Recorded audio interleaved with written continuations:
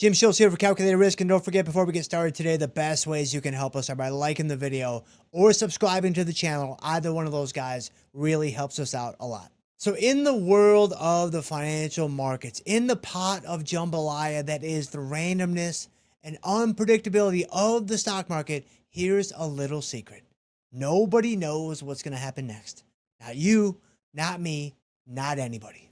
So it might seem like day to day, how am I going to pick direction? Like day to day, how am I going to pick a strategy? Because I don't know where the market is going to go. Like I don't know what the market is going to do. And this is where we can use an objective metric in the marketplace to help guide us. And this is none other than the expected move. So let's go.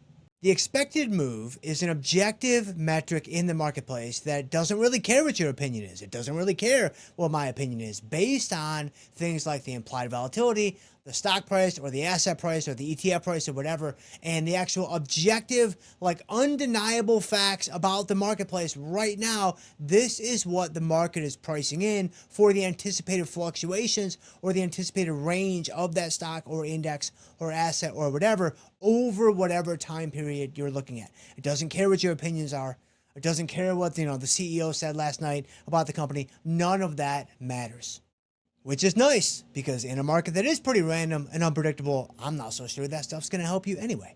And so when you look at an expected move, it's going to give you right around that one standard deviation range, right around that plus or minus one standard deviation range that's going to land. It's going to find itself inside of that range about 67 or 68% of the time, as we all learned back in our stats 101 classes as undergraduate students at college or university.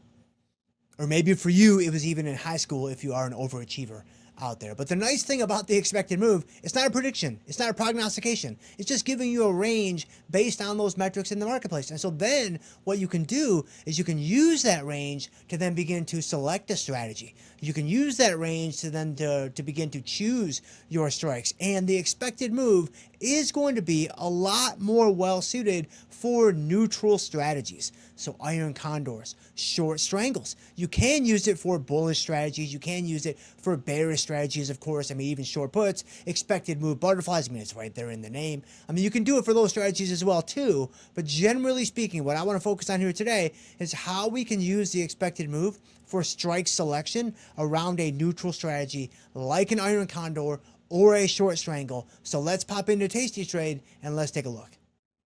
Okay, so here I am inside of my Tasty Trade platform, and I've got SpaceX pulled up. They actually report earnings tonight. You can see that right there. So this is a big day for SpaceX. Obviously a huge day in the market, as well as it is ripping to the upside. So let's say that I wanted to set up a 45-day trade in SpaceX using tonight's earnings as kind of a catalyst into a regular trade, so to speak. If you look inside of a given expiration cycle on the screen, you're going to see this copper strip, this vertical copper strip that's in the center. That is the expected move.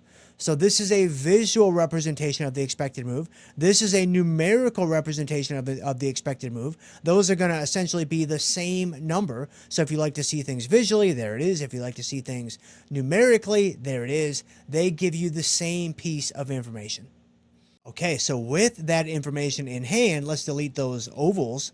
And now I can begin to build my strategy that might be something like an iron condor, or might be something like a short strangle, where I don't really want to take a directional bias on the stock. I just want to play non-directional elements like time and volatility. So the first one that we could do would be just your typical straightforward iron condor. Right? You could sell the 90 put, so I'm right on the edge of the expected move, and then I buy an 85 put. This is going to be the put spread side of my iron condor. Then I go to the top. I go above the top of the expected move on the upside. Maybe I sell a 155 call, and then I buy a 160 call. And so when you look at the way that this iron condor sets up, this is actually a pretty solid trade. I mean, we're collecting about $2 on the iron condor. The width of the iron condor is $5 wide. You can see it's $5 wide on both sides, which is, that essentially offers a line of demarcation of what my maximum loss point could potentially be on the strategy. It's always going to be the width of the iron condor less the credit that you collect. So my maximum loss, as you see right there, is none other than, I should say, the width of the iron condor, $5. You can take either one because, again, they are the same, less my credit collected. That's your maximum loss. That is kind of the chain of events. That is the link between those three numbers. But you also see the probabilities are in my favor ever so slightly. My iron condors are typically around 50-50 shots, or maybe slightly better than 50-50 shots. My P50 is looking pretty good. I'm pretty neutral directionally, and I've got a good amount of positive data working for me. And so again, just using the objective metric in the marketplace to build my iron condor, it can really make a lot of sense. Okay, so that's the iron condor, but now let's say you want to do a similar strategy, a neutral strategy, but you don't want to define your risk. You want to take advantage of time and volatility in an unfiltered way. So now maybe, still using the expected move as kind of your reference points, now maybe you sell a 90 put and you sell that 155 call, so the same short strikes that we just had, but now you can see your probability of profit significantly higher. My credit collected significantly higher. Obviously, my maximum loss also significantly higher because technically, theoretically, there is no limit to how high SpaceX could go. And so your maximum loss is going to be, unfortunately, negative infinity, at least theoretically. But you can see time is working for me. You know, I'm a little bit short delta. My P50 is significantly higher. And so I have a lot more functionality and a lot more flexibility with a short strangle. But again, look at how I started the analysis, using the expected move to guide me. And so you might look at a trade like this and you're like, hey, that looks pretty good, but can I make some adjustments? Can I maybe make it even higher probability and maybe take down the buying power even a little bit more? And we can certainly do that. We can move our strikes further out of the money. So instead of a 155 call, maybe I go all the way up to a 170 call. And so now you can see my buying power hasn't changed too much, but my probability of profit has increased. I've given up some credits. And so you might be thinking, now I kind of want to push that even more. Well, maybe I go from 170 all the way to a 180. And so now you can see probability up a little bit more, credits down a little bit, buying power about the same, but a little bit of savings. And then from this point, you can keep kind of adjusting and tinkering and tweaking the strikes to get it exactly the way that you want it. But again, the key here is using that expected move as the objective anchor that begins the whole process of analysis.